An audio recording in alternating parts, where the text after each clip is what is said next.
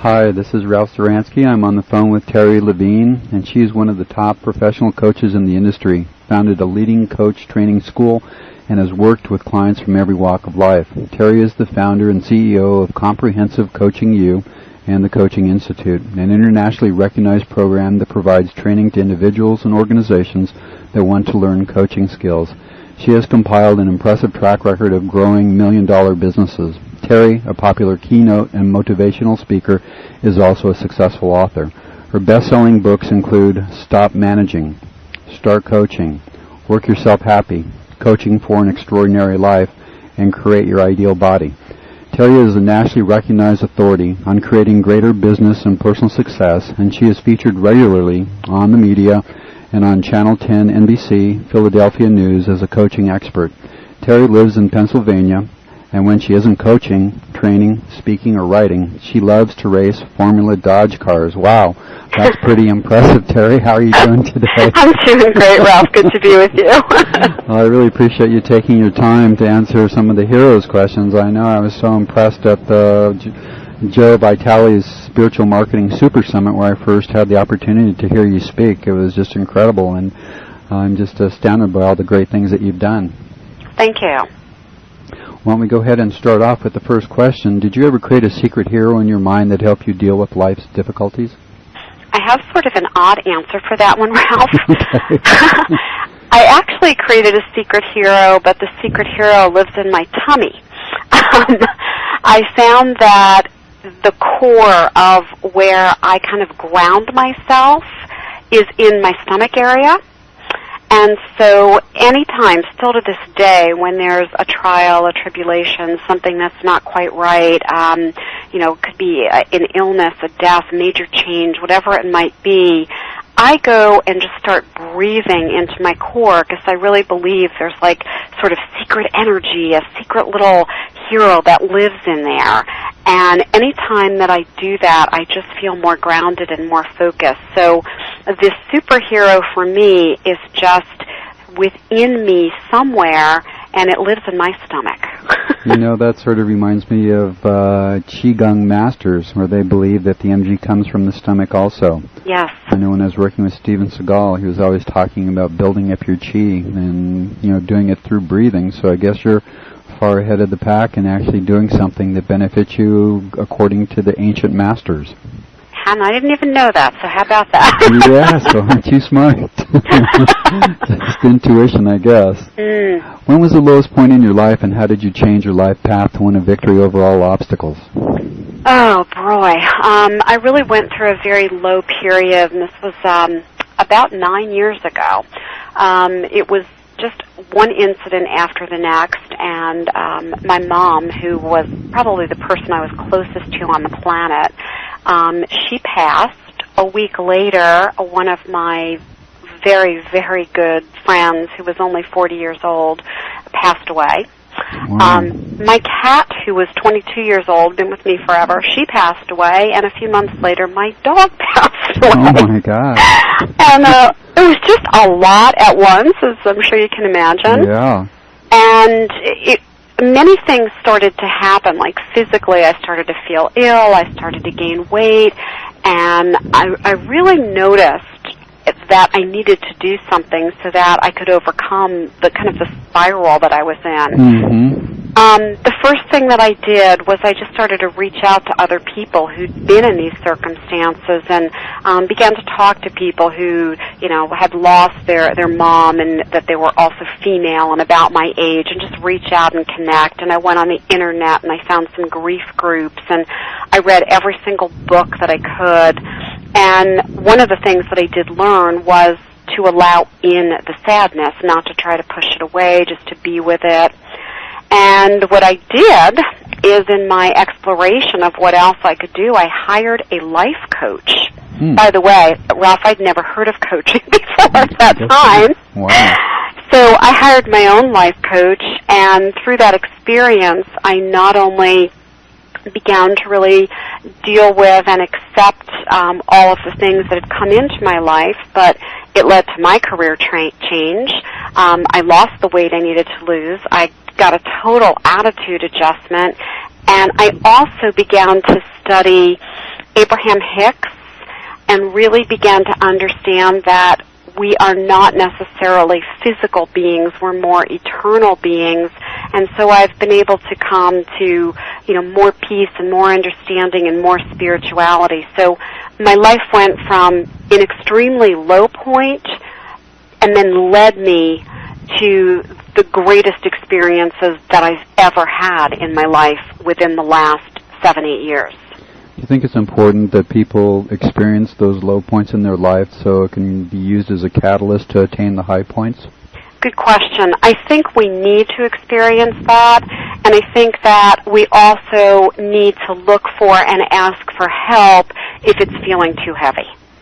Yes, I think that's good advice. Well, did you have a dream or a vision that sets the course of your life?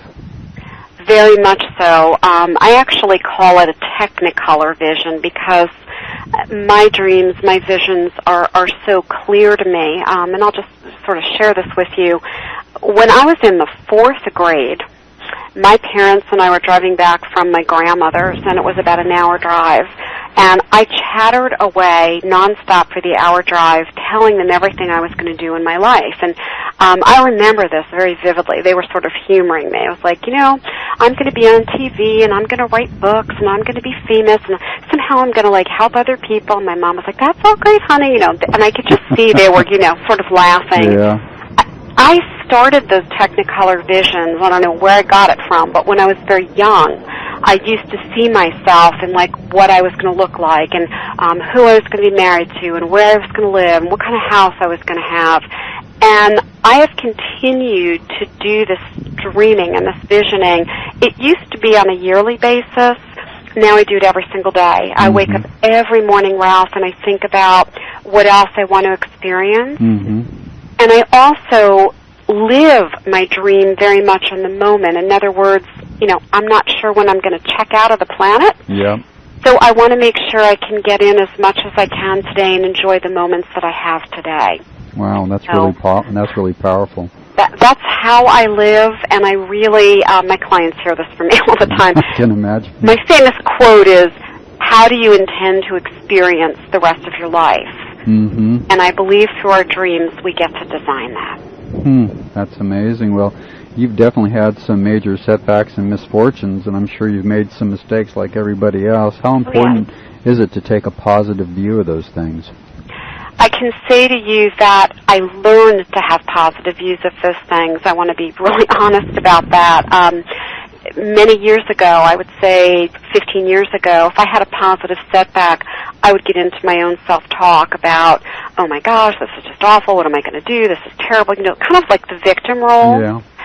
What I've learned, and this really came from studying a lot of coaching techniques and being coached myself, was that anytime there's contrast in our life experience and anytime there's chaos, which is really what life is, it just means something else is going to be born, and I get kind of excited about what's going to show up next. The other thing that I do in taking a positive view is I really do believe that there's somebody out there greater than me that's in control. The universe is in control, and Terri Levine isn't. So I guess the word that comes up for me, Ralph, is trust. I trust more that things are lining up the way they're supposed to be. And I definitely look for the good in any situation, even when there are setbacks and when there are things that go wrong.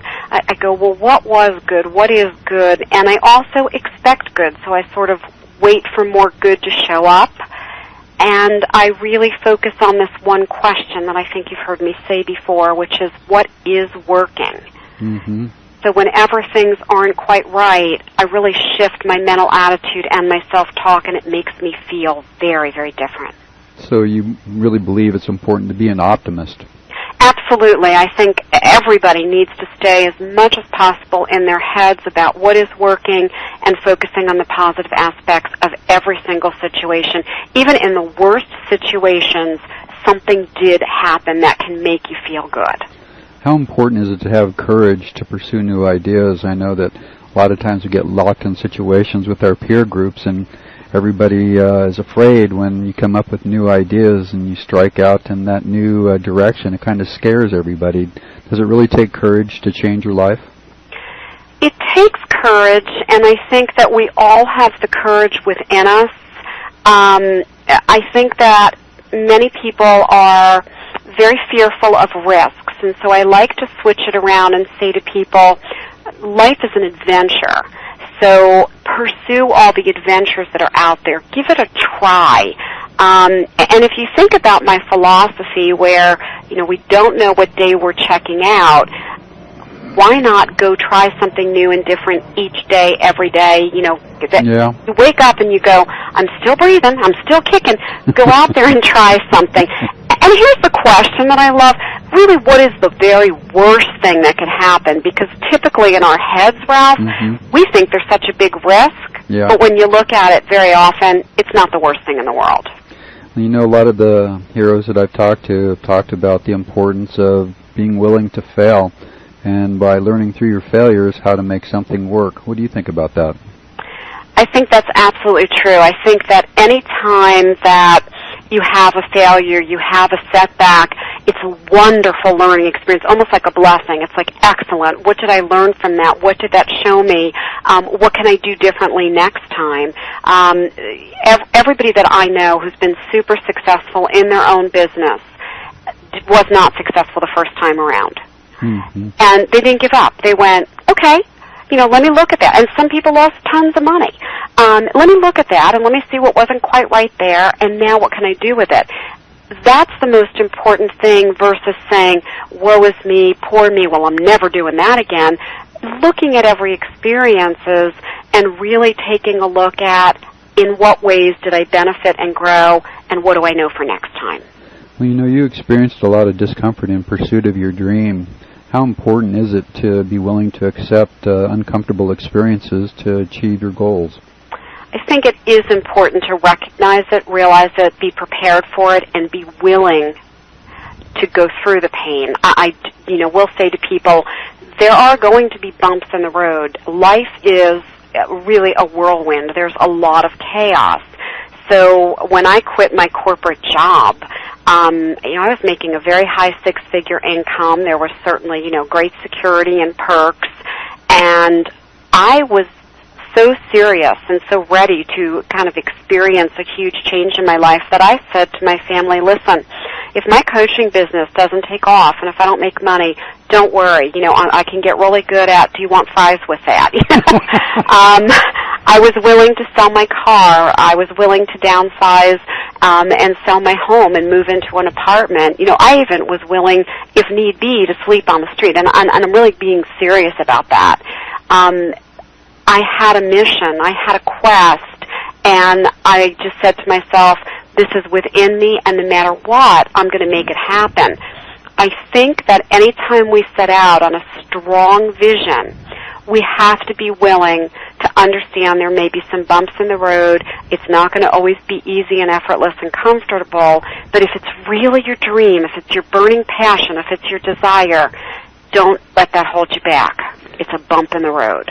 Well, that's true. I actually did live in my car. So you know what I mean. I've been working on this program for close to 13 years, and, sometimes you have to invest everything that you have to make your dreams come true. And I know that for your dreams, as a young girl, when you told your family what your dreams were, how important was it that you believed in your dreams, that they'd become reality?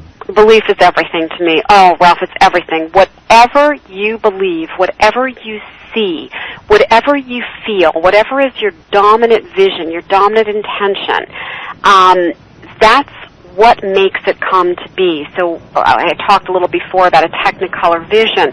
I always saw my vision. I even sort of scripted it. Like I would write out, I'm going to be on television. I'm on TV, and they're interviewing me. And, I wrote a best-selling book. And I also tell people to live as if it were true. Like, in other words, I used to play this little game when I was a kid. I must have been, I don't even think I was 13. We'd go to a restaurant or something, and I would pretend that I was this famous author. And so it was just like my own head game. I would sit at the table like, sort of very cocky and think, oh, everybody knows who I am. And it was like my own head game, but I was living in my head as if it were true. I believed it. I focused on it. And I intended it to be, if you think about the laws of attraction, whatever you focus on, like attracts like, there is nothing more critical to me than absolutely believing in your dreams no matter what, even if there's no signs of them becoming reality.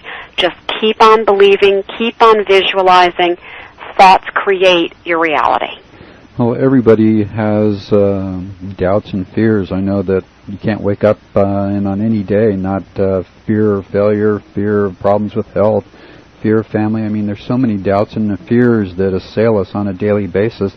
How are you able to overcome the doubts and fears? Another good question. I do a couple of things. The first thing that I do is I keep an evidence journal. And I've been doing this for so many years, probably since I was about 17 years old. I look for evidence every day that's the smallest hint that gets me to see what's positive and maybe what I call driftwood, the sort of evidence that's there but you miss. Yeah. So even the smallest thing, it helps me trust more, like, maybe it is coming. Maybe I can do this. So I can give you an example. When I first started out owning an art business, and I did my very first art show, and everybody told me, most people make about $300 that night. I made $50. And I thought, driving home, there were the fears. I'm just not good at this. I'm probably in the wrong business. I worked really hard for this. This wasn't worth it. And then I shifted it and said, well, what was positive? Well, my evidence was, hey, it was my first one, and I did make $50. Yeah. People told me they loved it. Some of the people asked me to come to their homes and do it, and I had fun. So that began to sort of give me some more self-confidence. And I will share another tool that I use. I call it bridge beliefs. It's actually a technique I use in coaching my clients too, but I list what I currently believe, all the doubts, all the fears, all the stories, that sort of thing. And then I list, well, what would I like to believe someday? I know I don't believe it now, but, in the future. Yeah. And then I find the smallest little bridge between the two. So if I were going to say, what do I believe today? I believe that, it's really hard to make money. What do I want to believe in the future? Money's just flowing to me. So my bridge might be, well, at least I have some money in my wallet or my checking account. It just starts to change the belief a little bit, a little bit, a little bit, till the thing that you really want becomes reality. I think everybody has these questions. Where did the doubts and fears come from? Do you think that there's spiritual warfare, or they just come from your non-dominant brain hemisphere, or they're just programmed into you from childhood? Where do you think they come from? I certainly believe a lot of them are programmed from childhood, and they're programmed from people who genuinely care and love us. Whether it be parents, teachers, mentors, clergy, friends, family. It's our society. It's our way of thinking is doubting and fearing. Human beings are afraid of change. Our human brain is where it really comes from. Most of our self-talk, and they say at least 80 to as much as 97% is negatively based. If we could hear what we're saying, we're constantly doubting and we're challenging and we're questioning. The good news is you can get in there and sort of change your own brain so that it's more positively focused and it creates more positive thoughts, therefore more positive feelings and more positive actions. It's funny that you talk about good news. That's one of the major purposes of the Heroes program, is to promote good news and what's going on around us that is good, that is uplifting. Why do you think the media focuses so much on fear-type events that we have nothing to do with and that we can't do anything about? We got a whole hour or two on that one. The media's role in our society is to create some news. It really is. And what they found is people don't think it's that newsworthy to talk about, all the good stuff that's happening. Like you'll notice, for example, today in Philadelphia we have this just beautiful sunny day. So there's no interruptions on our regular television all day going, hey, gang, it's a beautiful sunny day. Get out there, do something. But if we had a drop of snow, there would be emergency broadcast. It's snowing. The focus is on what's not working, what's broken, what could happen. It's sensationalism, and in my words, that's a tragedy, because if our society spends a lot of time reading newspapers, watching television, and being involved in the media hype, they're programming their brain for negativity. So it's going to be a long time, in my own personal view, till the media changes, but we can change what we listen to and what we watch. So you think it's pretty much a Chicken Little, the sky is falling mentality? Absolutely. That's kind of scary, isn't it? It's very scary. That's why I say turn it off. We can all do that. We have remotes. Turn it off. Yeah, well, that's good advice. Where do you get the willpower to change things in your life for the better? Interesting. I think it just comes from inside of me and comes from my core. I don't think, it sort of came from anybody along my journey, but I'm so filled with desire about my vision and about what I see for the world that we currently live in. It's just inside of me, and I want it so much. That's where it comes from. Forgiveness is a big thing in people's lives. You can't go throughout a day without usually having somebody upsetting you or offending you or just opposing you. How important is forgiveness, do you feel? This is a real personal, just deeply touching question for me, because as a younger child and even into my early teenage years, I would get so upset with anybody who offended me that I would hold a grudge. I would get a lot of pent-up anger, and, I could just feel it. I remember the feelings. It was almost like burning in my stomach. And as I grew into an older teenager and grew into an adult, I realized that all of that energy was very draining, and I believe it's so important to just give over and give up that feelings. We don't need to drain that much energy, and I prefer that people learn to live life in the present, in this moment. Let's not rehash what happened a minute ago or what somebody said yesterday. The present is really the gift. So every time I have an experience where, someone may upset me or offend me or, whatever, the things I think about is, how can I learn from this person? I also think, well, who's to say that they're not right in their opinion? In other words, I can't judge them as right or wrong. And so I take off my judgment robe and I just say, let me acknowledge the differences. Let me sort of hear who they are, what their views are, what their truths are, what their beliefs are, and understand that that's, sort of their stuff. I don't have to wear it around. I can let it go, and I can just move on. One of the heroes that the high school students interviewed was Gregory Allen Williams, and he was the black cop on Baywatch, and he was a real hero and risked his life to save an Asian man that was being beaten to death in an intersection, and a Mexican guy stepped in to take the beating that he would have taken when they tried to kill the Asian guy, and so by the help of those three people of totally different races, he was able to get the man to a neighbor who got him to the hospital, and the guy survived. And wow. Gregory said that there's a little bit of bad in the best of us and a little bit of good in the worst of us. And in David Garfinkel's interview, he said that from his experience, virtually everybody, no matter how bad they are, they look at themselves as good. What do you think about that? I think there's a lot of truth in that, because I think in our own brains, we program and we justify what we do, and we do tend to judge others, and we do tend to come from our own place of beliefs. We think that what we think is right. It is the truth. So I do believe that in each human individual, we believe that, there's good within. My view is that we're all created from the same DNA and from the same creator. So there's good stuff in every single human being. For whatever reason, sometimes people take actions that don't necessarily show the good in them, and that probably has to do with something not quite right within them. but it doesn't mean that we can label people as good or bad, from my view. Yeah. Well, you seem to experience a lot of joy in being of service to others. How important is serving others as a source of joy for you? It's pure joy. It's ecstasy. Anytime that I can help someone, assist someone, love someone, care for someone, because to me, it's really the essence of being human. When that stops, to me, life stops. In your presentation, one of the things that caused me to recognize you as a hero was your belief that in business, the people that own the business should be trying to help the people that are employees become the best that they possibly can be.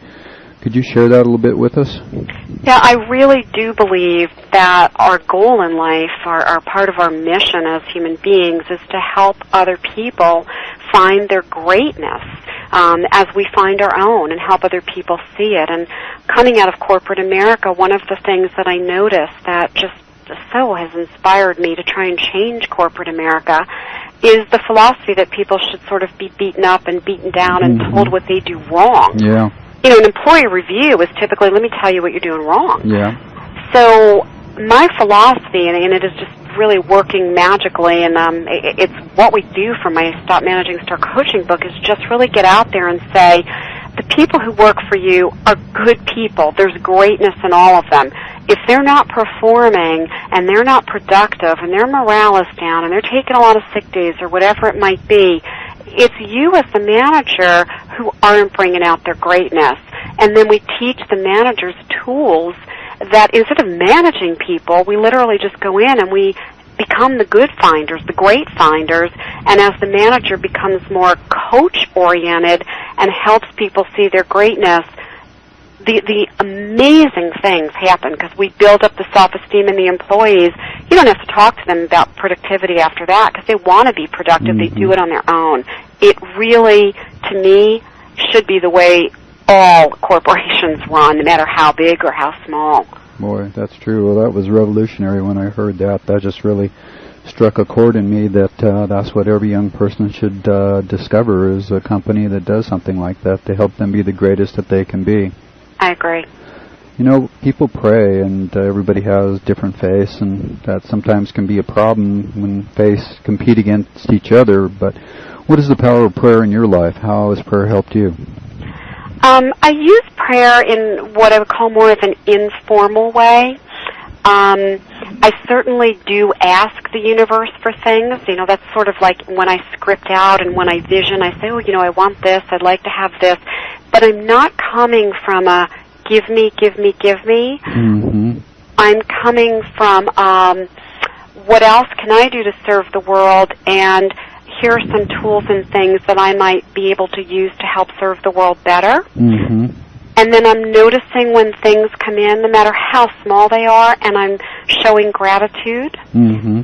And I'm also trusting that when what I ask for doesn't come or hasn't come yet, it's as it's meant to be. So I sort of talk to this universal creator or universal being that's out there. And, even when I wrote my first book, yes, I wanted it to be a bestseller, and I'm glad it was, but I didn't want it to be a bestseller because I thought that was going to make me famous or make me a lot of money. I thought, how can I get my book into more people's hands, because I can't go around the world and speak to everyone, and I can't coach everyone on the planet, yet I want everyone to be touched by this because I think they will be.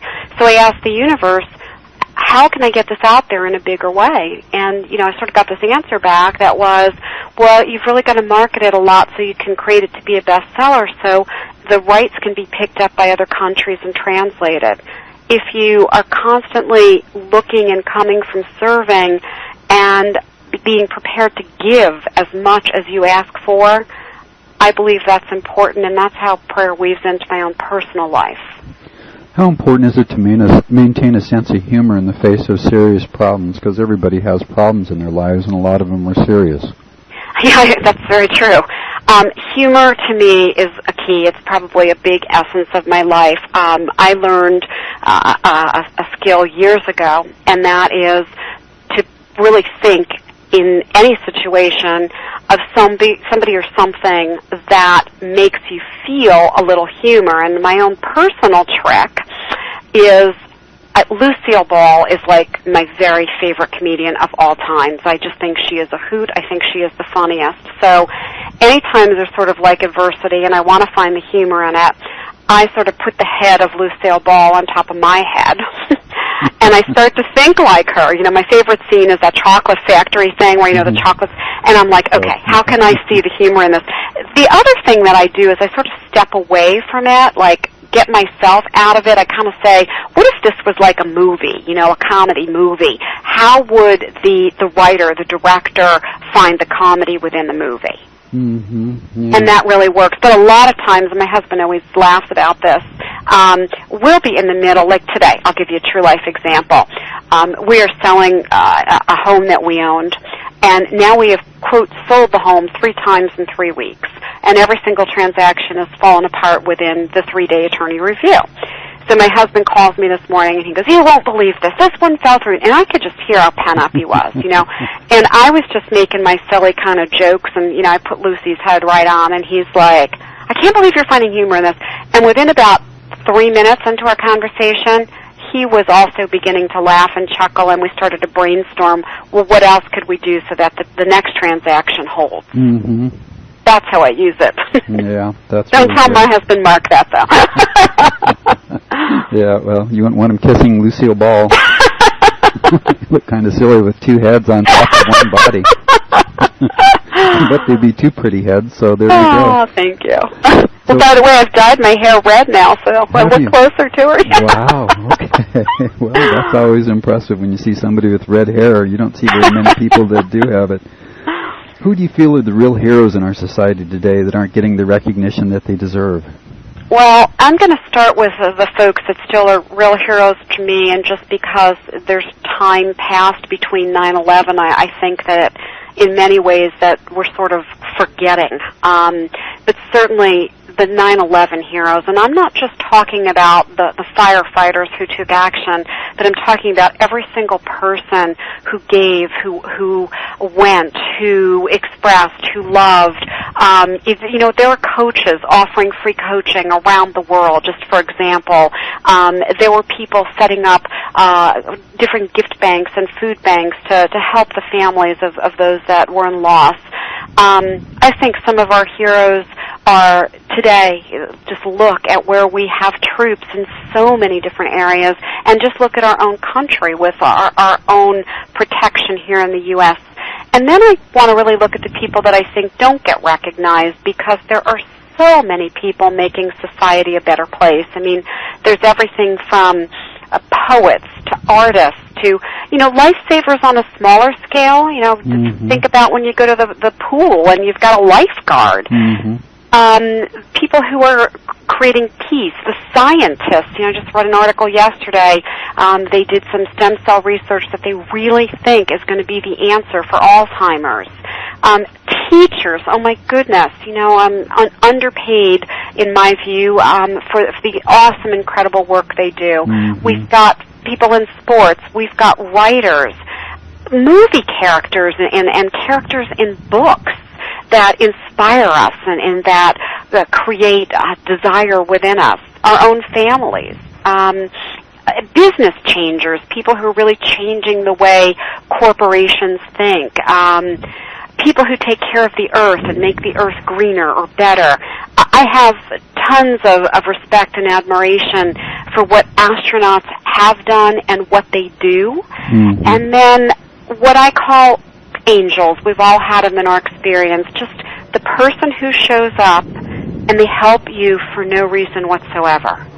It's like you can't quite figure it out, but somebody comes, you know, out of nowhere and they just offer you help or assistance. They're heroes. And do you think that some of those angels that do show up, do you think they're supernatural beings? I always wonder that. I have to tell you, I'll share this experience with you.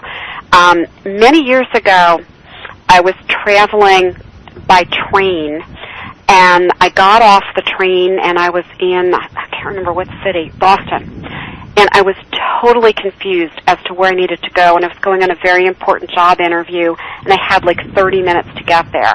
And I was getting quite panicked. I was unfamiliar with the city. There was nobody around to ask. Everybody gets off the train and everybody sort of, runs to where they're going. And I'm thinking, I have a half hour. I don't know what to do. I can't find a cab. I don't know where the buses are. And out of the blue, I still have no idea where this young man came from. A young man, probably 20, 21 years old, said, "You look really lost. Can I help you?" And I told him, and he said, "Let me just walk you one block. That's exactly where you're going. You're only a block from where you need to go, and I'll show you." And he walked with me, and as I got to the door of this place and I turned around to thank him, the young man was gone. Wow. That has stayed with me. That happened like 15 years ago. Stayed with me. Boy, isn't that amazing? Well, Terri, why are heroes so important in the lives of young people? They're important because everyone needs a role model. We need someone to aspire to. We need to see the good because we talked about earlier, the press is so wonderful at showing us the bad and the evil. We need to see the good. We need to have our young people grow up and get excited and learn to be caring, compassionate, giving people and people who really have high morals and who are inspirational. And the best way and the only way that I know of for people to really get that is starting when they're young, to begin to have some of these heroes that they can learn from, aspire to be, study the traits of, get excited about. They will turn into such incredible, my words, extraordinary human beings as they follow heroes. One of the heroes interviewed Tony Moreno, and he thought that parents are really such a major impact on the lives of their kids, and that it would be one of the greatest things in the world that would create peace and happiness as if parents spent more time with their kids. Not only time, in my view, but it really is quality of time. I think we've gotten away from that. If you go back to the 1950s, it was real family stuff. There wasn't like 100 cable channels, so there was, your few channels. People didn't watch a lot of TV. Life was different. The pace was slower. We weren't working so many jobs, and back at that time there was a stay-at-home person typically. Yeah. But we had time to have a meal together, to talk. I think if parents not only spent time with their children, but truly communicating with them and making that time learning, getting to know you, helping them vision, helping them find heroes. Really great conversations, we would be creating more and more and more, not only extraordinary children, but we would be creating more extraordinary experiences for our planet. Well, that's so true, isn't it? It is. Well, Terri, I really appreciate your time, and I was wondering if you had any final comment you'd like to make. Well, first of all, I'm delighted to be here, so I want to thank you because I really believe that if people could understand and really get away from focusing on what's not right in the world, Ralph, and just focus on the great things and just focus on the potential that people have and the greatness. And if our young people today can get out in their community and they can start to do a little bit of service, and it could be something really small. It could be, planting a community garden or walking the dog of an elderly person or whatever. I just think we can change the planet one day, one moment at a time.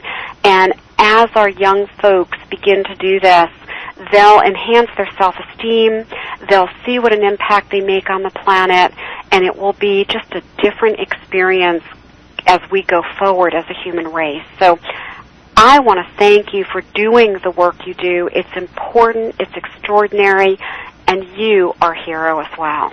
Oh, thank you, Terri. I really appreciate that compliment. My truth.